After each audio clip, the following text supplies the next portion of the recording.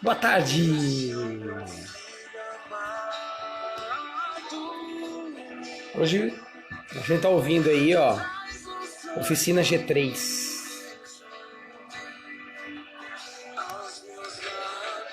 Grande José Adilson. Ô Zé, cara, na sexta-feira eu fiquei esperando você falar pra gente ir embora. Você não... Você sumiu?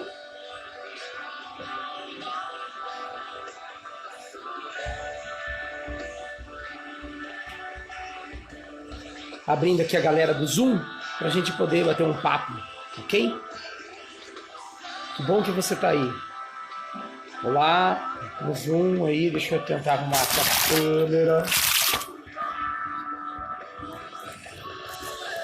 Beleza. Convidem aí, Tine. Beleza. Ao som de... Mas na sexta você foi no banco também? Achei que foi só na quinta. Ô, grande Fábio. Beleza, irmão? Débora. Oi, Aninha. Estamos ouvindo aí, ó, Oficina G3 hoje, hein? Opa! Vaza. Tem alguém lá atrás? Lá, Fábio?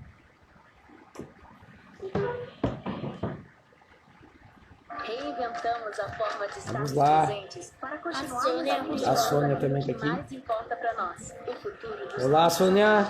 Tudo jóia? Dá licença. seguimos conectados, oferecendo uma metodologia inovadora, Show. totalmente focada em trazer você para o mercado de trabalho. Ok. Vamos aqui. Isso, nosso melhor até a sua casa para que você desperte. Grande Heavy Giovanni. Bom tê-lo aqui. Bom, gente, vamos começar a nossa parada aqui, né? Já vou aqui tirando ao som de Espelhos Mágicos, Oficina G3. Essa é das antigas, hein, grande Fábio?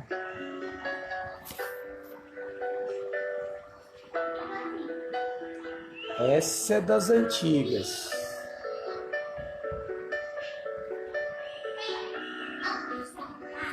Aê! Um corte pra gente começar. Galera, bom, sejam bem-vindos. Que bom que vocês estão aqui. Todo mundo me ouvindo bem? Qualquer coisa aí, dá um grito aí. Seu Vanderlei tomando um café da tarde. Um brinde, seu Vanderlei. Deixa eu apresentar para vocês aqui, ó, um livrinho.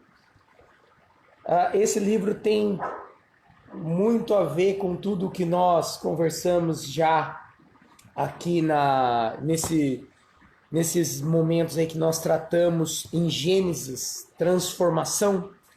Estamos terminando, semana que vem será o nosso último encontro em Gênesis, só que nós vamos fazer um encontro diferente. Vou dividir uma tela aqui com pelo menos umas 2, 3 pessoas. Alguém vai vir, vai falar um pouquinho, vai sair, outro virá e assim vai, tá? E não só a participação no Zoom. Leia, adquira esse livro, vale a pena. Espiritualidade Emocionalmente Saudável, do Peter Scazzero. Outro livro muito legal, que até foi o André Renato quem apontou aí esses dias, Timothy Keller, com Deuses Falsos, um excelente livro para falar sobre a moderna idolatria ou o moderno paganismo. Bom, bem-vindos então, que bom que você está aqui mais uma vez, mais um dia conosco. Vou dividir a tela aqui com os meus amigos do Zoom. Lembrando aí a galera do Zoom que quiser falar, basta abrir o microfone e assim fazer, ok? O nosso texto hoje, você deve, quem não recebeu e gostaria de receber, é só mandar aí em inbox aí o seu WhatsApp, tá bom? O texto de hoje é Gênesis 45, de 1 a 15. dar uma bela continuidade ao que nós vimos e falamos na semana passada. Lembrando que o maior, sempre começo dizendo isso, que o maior propósito deste momento é espiritualidade, é um relacionamento mais próximo, mais íntimo de Deus, ok? E tudo isso aqui começou porque um dia 3 amigos aí, 5 amigos na verdade, passaram a se encontrar e conversar exatamente sobre uma pergunta: o que Deus está fazendo? E dessa parada surgiu essa oportunidade aqui nesse momento de pandemia de nós dividirmos um pouco mais daquilo que Deus está fazendo, porque essa é uma pergunta mundial. Em Gênesis 45, de 1 a 15, eu vou mudar aqui um pouquinho vocês de lugar para eu poder ler aqui. Diz assim, e daí eu já faço uma interação para você ficar por dentro do que aconteceu. A essa altura, José já não podia mais conter-se diante de todos os que ali estavam e gritou: façam sair a todos. O que rolou até aqui? José, então, filho de Jacó, é aquele filho mimadão, aquele cara preferido, e ele acaba de alguma maneira, vamos dizer assim, a gente conversou isso semana passada, né? Sendo um dos caras chatos da história, e por seus irmãos considerado um chato, um dedo duro, quando ele apareceu a mando do seu pai no campo em que seus irmãos estavam levando o rebanho passear, né, pastar, resolveram pregar uma peça em José, mas na verdade o que eles queriam era matar José. O desejo, o comportamento de José levou os seus irmãos a desejarem vender José. Eu não gosto desse cara, seria melhor se ele não estivesse perto de mim. É esse o sentimento. Acontece que ele foi vendido para o Egito, e nessa venda, José acabou indo para a casa de Potifar, que era o mordomo do faraó, e aconteceu lá uma intriga entre ele e a mulher de Potifar, que o queria, nesse sentido mesmo. Ela desejava José, correu atrás de José. José era um meninão de 17, 18 anos, ficou com medo da coisa, saiu correndo por temor a Deus, na verdade, tá? Tô brincando aqui, mas o lance era esse. Por temor a Deus, José fugiu da mulher de Potifar e ela pregou uma peça dizendo que ele tentou abusar dela. José foi preso. E José ficou pouco tempo preso, para vocês terem uma ideia, em torno de uns 18 anos ele foi preso, saiu de lá só aos 30 anos de idade. Ele fez pouca coisa na cadeia. E aí, quando ele sai para interpretar o sonho de Faraó, e lá então José foi colocado como governador do Egito. E José, então, trabalhou 4 anos ali para Faraó, conseguiu conduzir o Egito em meio à sua fartura, e quando chegou a crise, 2 anos de crise, faltou comida, foi um momento que faltou comida ali por toda a região, né? Todo mundo conhecido, vamos dizer assim. O Egito tinha comida e tinha um bom governo. E aí então nós temos aí o José aqui, governador do Egito, recebendo seus irmãos. Olha só o que aconteceu. Assim, ninguém mais estava presente quando José se revelou a seus irmãos, e ele se pôs a chorar tão alto que os egípcios o ouviram, e a notícia chegou ao palácio do faraó. Então disse José a seus irmãos: eu sou José. Meu pai ainda está vivo? Mas os seus irmãos ficaram tão pasmados diante dele que não conseguiam responder-lhe.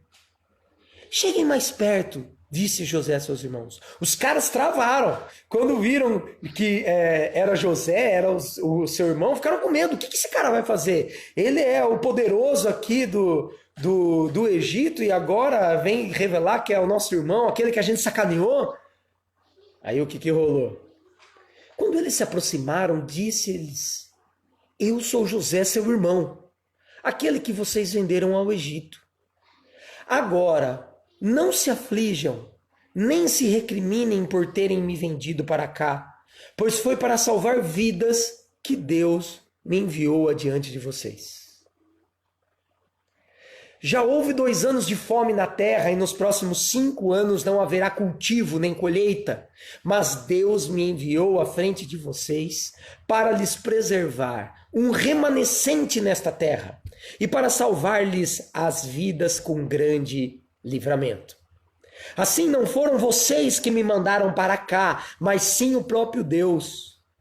Ele me tornou ministro do faraó e me fez administrador de todo o palácio e governador de todo o Egito. É interessante a palavra remanescente aparecer aqui, porque parece que o texto está querendo dizer que é um resquício, isso é, a única coisa que poderia salvar aqueles caras foi preservado ali no Egito.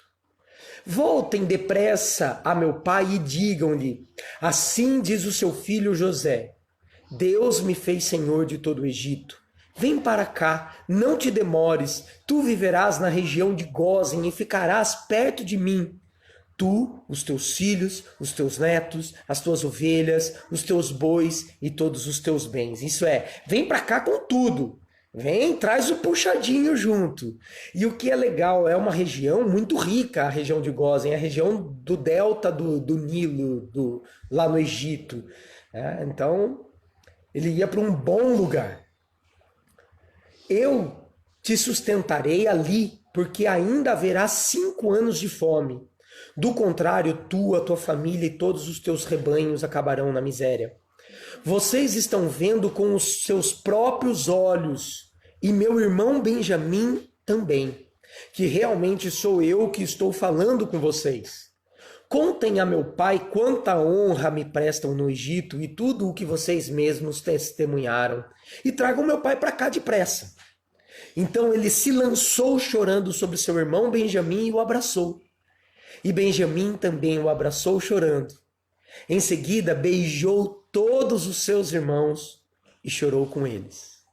E só depois os seus irmãos conseguiram conversar com ele. Que final de novela, né, meu?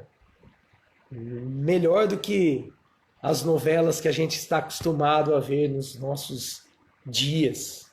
Mas que história! Uma história de um aprendizado, de uma maturidade enorme, que, como disse o Jonas um dia, o Jonas está aqui no Instagram, tá, gente? Falando aqui no Zoom. O Jonas me disse esses dias, cara, me incomoda um pouco essa ideia de que ele tinha que passar por isso, né? A história dele foi assim, mas ele tinha que passar por isso? Olha, pelo deslanchar da história, dizer que ele tinha, não sei, né? Merecia? Não, acho que não. Acho que não. Mas foi através dessa história que José se tornou o homem que ele foi aí, de grandiosidade. Por isso que essa história nos ensina, né, o que devo fazer ou o que aprendo e devo praticar. Que a nossa história não pode ser ignorada. Quem eu sou é exatamente fruto de tudo o que vivi, de tudo o que experimentei. Erros e acertos. Porque José era, entre aspas, o chato da história para os seus irmãos por conta das suas posturas ruins diante dos seus irmãos, diante do seu pai. Mas José só pôde chegar nessa maturidade, nessa excelência de trabalho e de uma história de perdão, né?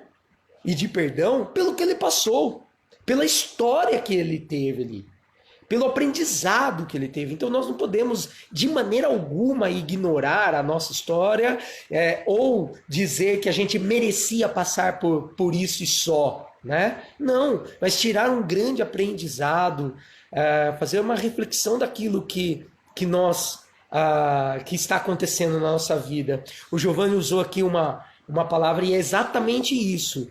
Deus tratou o caráter de José através da sua história. E é exatamente isso que Deus está fazendo comigo e com você. O que eu aprendo é o que eu estou passando, inclusive aquilo que eu colho das minhas boas e más decisões, é que Deus está tratando o meu caráter. Exatamente isso. Quem sou? Como me sinto diante do que li? Olha, eu me sinto limitado no sentido de controle. Eu me sinto limitado, eu, Marco Aurélio. Mas eu me sinto acolhido em saber que esse meu limite, na verdade, é a expressão da minha dependência de Deus, porque foi exatamente o que aconteceu com José e que o texto está trazendo. Cara, olha que fantástico passar por tudo isso na história e a conclusão ser, viu, vocês não me mandaram para cá, foi Deus quem me mandou aqui. Isso só pode ser conclusão porque ele entendeu-se limitado e dependente de Deus, dependente do poder de Deus, do sustento de Deus, dependente da história que Deus está, ou melhor, do Deus que age na história do homem. Isso que é a pegada aí que a gente precisa perseguir. E talvez a espiritualidade venha nos despertar para isso, não de uma vez por outra, né? Que de um momento para o outro eu vou sacar todo o movimento de Deus na minha história, na minha vida, mas com certeza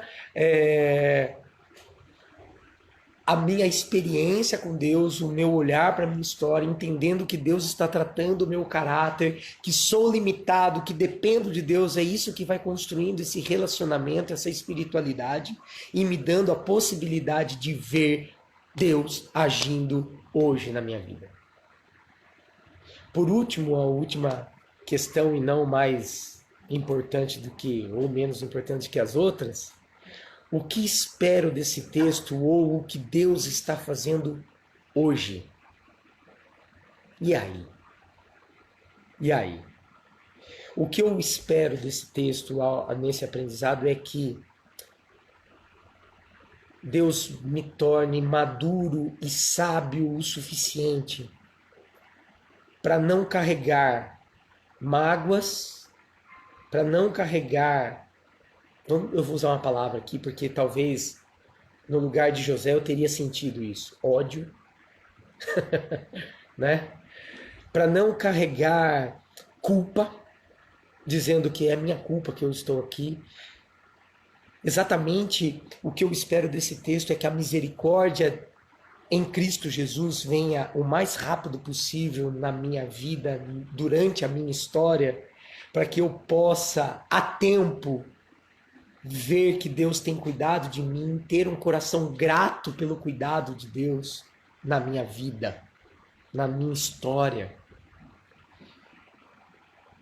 O que eu espero é não carregar culpa, porque Cristo Jesus já morreu por mim na cruz e carregou tudo aquilo que não preciso mais carregar, como ódio, como culpa, como humilhação pelo outro, etc, etc. O Fábio está dizendo aqui que ele sente, quando lê esse texto, que ele precisa reconhecer a vontade de Deus na sua história, na sua vida, e muitos de nós, no lugar de José, iríamos, entre aspas, ter ferrado com nossos irmãos ali naquele encontro. E o Jonas está dizendo o seguinte, que diante de tanta nobreza, amor e sabedoria de José e da força de Deus em todos os seus movimentos, podemos melhorar e acreditar que podemos ser melhor. Exato. exato. Podemos olhar a nossa história e não... acho que tem uma frase de Facebook aí dizendo que foi o Einstein que disse que é burrice fazer sempre, tentar resultados diferentes, fazendo sempre a mesma coisa.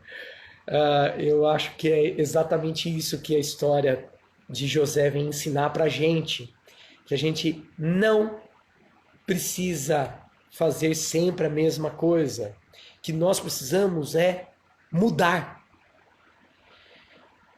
E a Bíblia vem dizer que essa mudança não vem só pela minha capacidade de analisar o meu tempo, a minha história, mas de entender e me render que Cristo Jesus já morreu na cruz para que eu não carregue mais a culpa e nem as mazelas do pecado na minha vida, na minha história. O problema é que a gente entende isso como algo muito fácil, né? É só lembrar que Jesus morreu na cruz? Não, não é que é só lembrar que Jesus morreu na cruz. Existe, claro, as consequências dos nossos atos. E vão existir, nós vamos ter que encarar as consequências das coisas boas e das coisas ruins que nós fizermos. Né? Mas a história de José vem, sim, mostrar que a gente pode acreditar que nós podemos, sim, ter uma história diferente.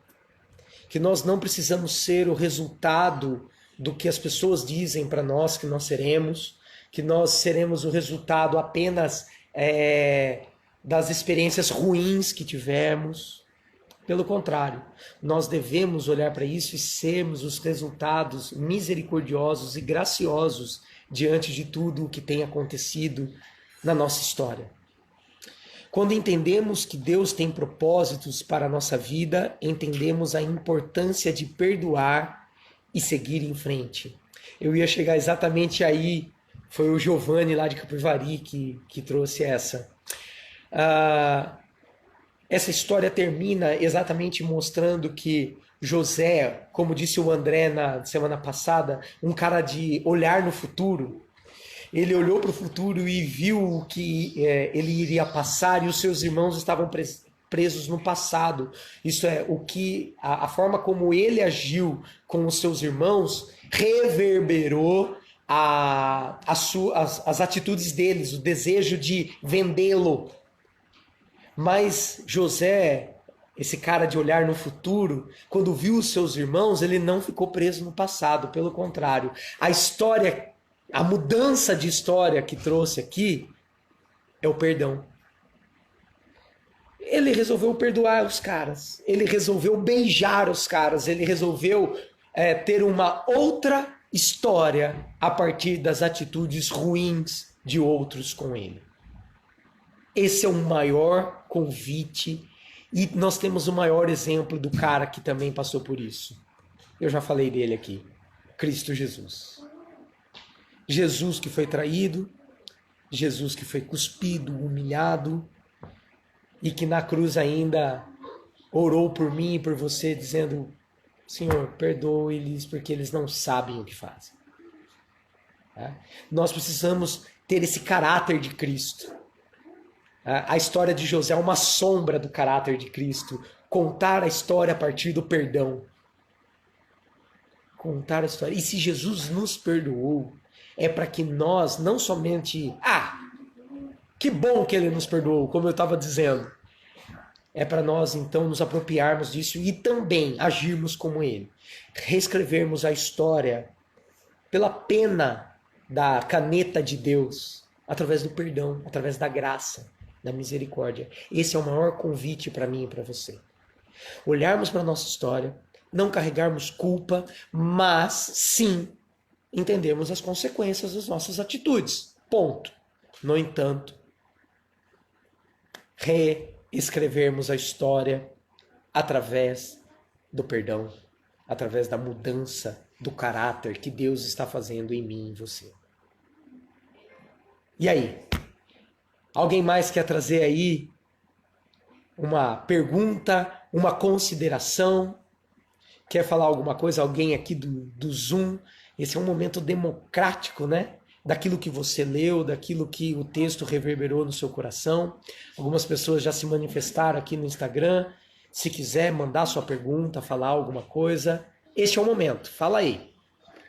Eu? Pois não. Não, eu quero só falar uma coisa interessante, porque semana passada eu assisti no Instagram junto com a Luísa. E ela falou uma coisa que foi exatamente o que você linkou agora com Jesus, né? Ela falou assim para mim, sabe, vovó? Os irmãos de José jogaram ele no buraco porque ele era o melhor. E Jesus também era o melhor. Por isso que ele sofreu. Eu achei fantástico. Exato. O Jonas fez uma consideração aqui, né? Perdão é uma palavra, creio, muito usada, porém tão difícil de lidar com esse sentimento. Exato, porque perdão é tão usada, joia. Perdão é uma palavra tão usada, porém tão difícil de lidar com esse sentimento. Fazendo esse link aí que a Sônia usou, Jesus, o melhor, só nos perdoou porque perdoar vem da raiz não se vingar. Não se vingar. E eu creio que nós temos vivido de alguma maneira a expectativa nossa, inclusive as nossas atitudes boas para algumas pessoas é a fim de nos vingarmos dela. E essa é uma balança que nos leva muito mais para o mal do que para o bem. Jesus, a vingança em Cristo Jesus, se eu posso usar essa palavra, me corrijam aí os mestres em teologia que estão aqui acompanhando também. A vingança em Cristo Jesus, não há espaço para o já, é só para o ainda não. O que quer dizer isso? A vingança em Cristo Jesus está no julgamento final da história. Aqueles que creram e os que não creram. Não que Jesus vá se vingar no sentido de pisar, ver os que o desprezaram mal. Não. Pelo contrário. Pelo contrário. É um momento de separação. Um momento de rasgar, de doer. A ponto do próprio... nos Salmos, né? E daí Jesus falar isso, essa expressão de Jesus também ali na cruz. Senhor, Deus meu, por que me abandonaste? Essa dor de Cristo, da separação dele com o Pai, é exatamente a dor da separação do homem de Deus. Então, com certeza, essa dor está presente nessa história da vingança, né? Aí o Fábio, que, claro, vem aí com a sua sapiência dizer que a vingança nunca é plena, mata a alma e envenena. E é verdade. Lembrou aí o seu Madruga, né? O Chaves. Que mais aí, galera? A vingança, né? Eu ia falar isso, exato. A vingança em Cristo não tem sabor doce. É sempre triste. Porque dizima, separa. E em Cristo as coisas convergem, se juntam. Vingança não pertence à teologia de Cristo. Né? Vocês conseguem me entender isso? E aí, o que mais que a gente tem aí para compartilhar? Perdão faz bem para quem perdoa. No caso, José. É verdade, né, Giovanni? Giovanni mandou aqui. O perdão melhora e transforma quem perdoa, né? É um ato libertador. Por isso, à luz de Mateus 18, bem lembrado, o ofendido é quem procura o ofensor. Perdão, é isso mesmo. É um ato libertador daquele que é ofendido, né? Exato. Galera, se você tem mais alguma coisa para mandar aí, por favor, se não, quero orar com você para a gente fechar esse momento aqui. Lembrando que semana que vem nós vamos fechar esse bloco de 10 encontros que nós chamamos de transformação, onde nós vimos Gênesis. E eu quero convidar você a participar aqui comigo. Então, você manda aí o seu olá, tudo bem? E a sua solicitação para participar aqui no Instagram. Quero dividir aí, tem uma palavra rápida, você não vai ficar ensinando, falando nada não. Você vai participar aqui no Instagram, assim como a galera participa no Zoom, tá joia? E daí você vai poder dar a sua opinião, nem que seja mandar um beijo para mim, para sua mãe, sabe aquela história? Mas você vai poder participar, tá bom? Que bom que você veio, que bom que você participou. Se você quer que eu tenha aí um momento de oração especial pela sua vida, manda aí seu pedido de oração, tá joia? Você pode mandar inbox também o seu telefone para a gente mandar o material, tá bem? Lembre-se, perdão, como disse Giovanni, é libertador pro ofendido. Então, faça esse movimento a seu favor, né? E grandioso, de maturidade. Muito boa reflexão, obrigado a Marcão e pessoal que participou. Foi enriquecedor. Que bom, Aninha. Tô vendo que você está estudando também aí, né? Oi. Deixa eu orar por você então, quero orar pela sua vida, tá bom? Deus, muito obrigado, Senhor, por mais este momento aqui, por mais esse tempo que nós tivemos diante da sua palavra e do ensinamento aqui que o Senhor nos trouxe de libertação, de fugir da vingança, mas procurar, ó Deus, maturidade no perdão, procurar transformação no perdão. Quero pedir, ó Deus, que todos os que ouviram, que estão aqui acompanhando, sejam abençoadíssimos essa semana e que a tua palavra venha ecoar no coração deles e que nós possamos sim colocar em prática o perdão, tendo José, a história de José no nosso coração, mas o maior exemplo de perdão que é Cristo Jesus. Assim como ele nos perdoou, nós possamos também perdoar, oferecermos esse perdão a quem nos tem machucado, ofendido, humilhado. Nos livra de toda culpa, de toda dor e nos faz mais parecidos com Cristo Jesus. Continua, ó Deus, cuidando do seu povo.